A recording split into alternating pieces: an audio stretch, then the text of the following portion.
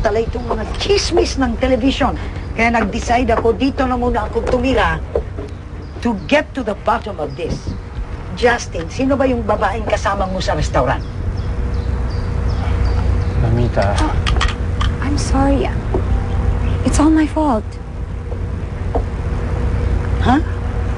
Tita, ako yung kasama ni Justin. Ako yata yun. Sa What? restaurant. Let me explain. I wasn't feeling better kasi nung night na yun, kaya nagpatulong ako kay Justin. Kaya hindi ko naman akalain na mapapasama pala yung paghingi ng tulong. I'm so sorry, Mamita. I'm so sorry, Justin. Justin, totoo ba to? Yes, H. It's true. Nagtataka ka pa, nag-imbento ng kwento yan si Chicky. Para may intriga tayo. Alam mo ba yun, Jessie? Opo. Manonood kasi kami ng sine nung ni Justin.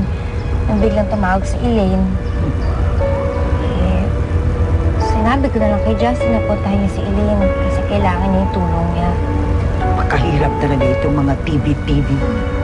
Gumagawa lahat ng intriga. Papatayin ko talaga si Chicky! Papatayin ko talaga! H! Relax ka lang! Lalabas din ang totoo. Sorry, Mami. Oo nga naman, wala namang papala yung galit mo eh. Lalo ka na madidiin.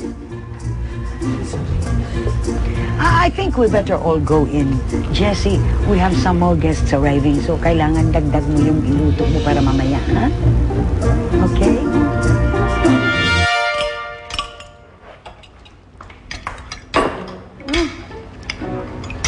Parang, kailangan pa natin yung rest. Kuha lang ako, ha? Jessie, kailangan mo ba ng tulong? Hindi. Thank you. Ay, ow. Mainit ba? Medyo. Ay, sorry. It's okay. Dahil nilakas ako na itong mga to. Guys, Thanks, Elaine. Come. Come on, Jessie, join us. Mukhang gutom ka na eh. Busog pa yan. Ha? Huwag na po, okay na po. Nakikita ko lang kayong ganyan. Masaya kumakain. Sobrang saya ko na po nun.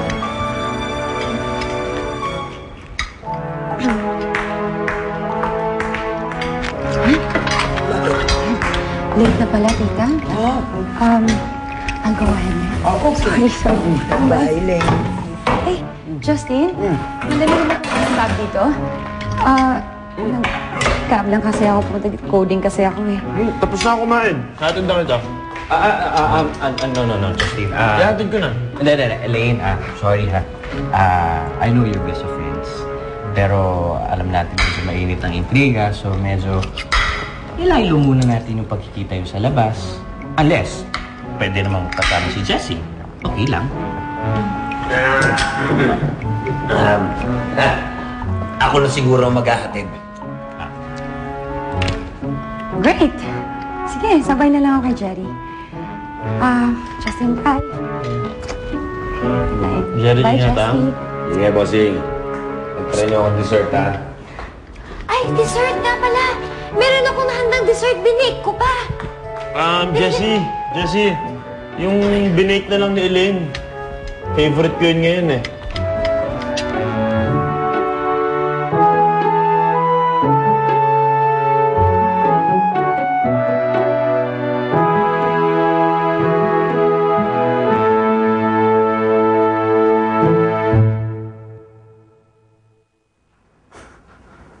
Ano ginagawa mo dyan?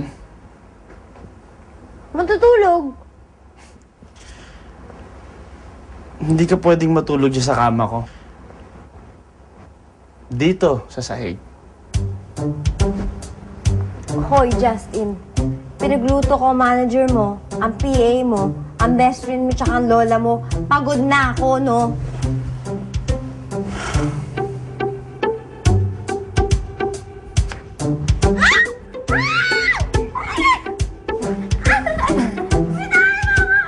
Justin, anong nangyayari dyan?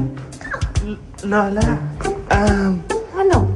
nilalambing ko lang si Jessie kasi pagod na pagod nga eh. Ay, talaga? Oo, mamasahin ko pa Ay, how sweet naman. Oh, mahilig kasi yan sa masahe. Justin, mas mabuti siguro, bigyan mo siya ng foot massage. Ha? May dala nga akong relaxing oil dito. Foot massage? Yes, foot Lola, massage. hindi alam ni Jessie yan. Walang alam sa foot Oo, massage. gusto Ha? ko naman ng foot massage. Oh, Eh, sakit ba naman sige na, yung dibdib? kunin mo na yung paa. Oh, Justin. Sige na.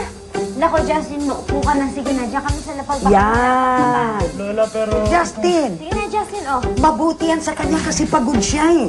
Yan, ganyan, ganyan. Oh. Yun. Sige. Hanapin mo yung stress point at diinan mo mabuti. Tingnan mo pa, Justin. Yan.